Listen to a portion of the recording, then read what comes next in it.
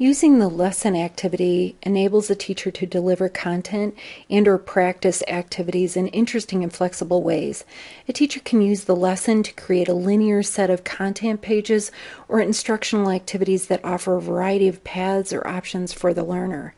Teachers can use a variety of questions such as multiple choice, matching, short answer, and depending on the student's choice of answer, students may be progressed to the next page or be taken to a previous page or directed down a different path entirely.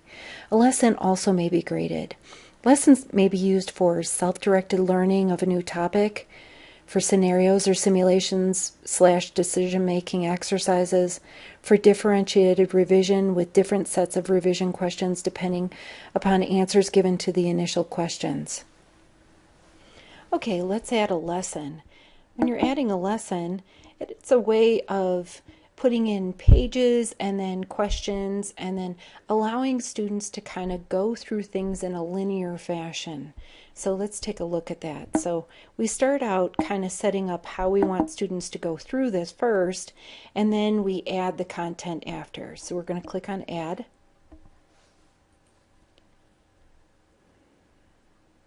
All right, and we're going to name this lesson. I'm going to put in Safety Lesson.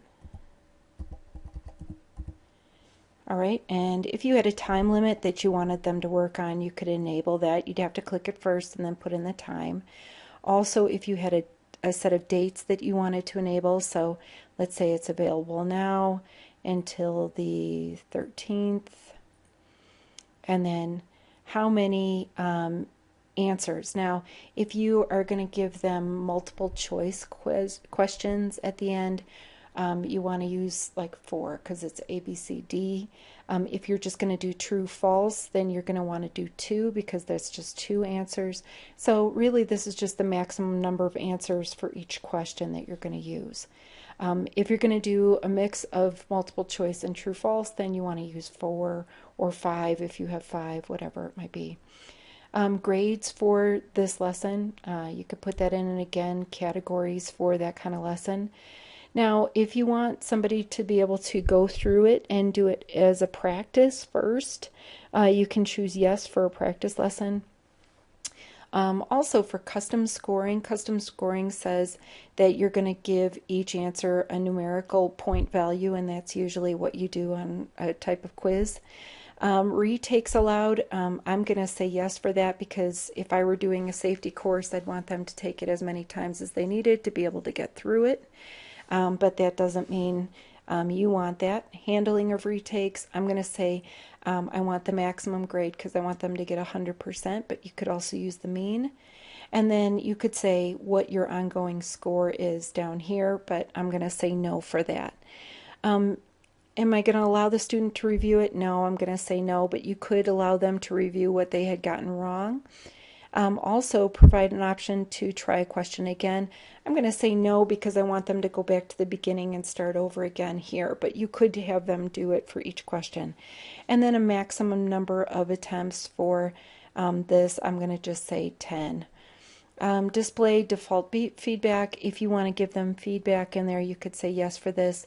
Progress bar is like how far along they are through the whole lesson, so it will tell them basically they've got 4 out of 6 projects done or something like that.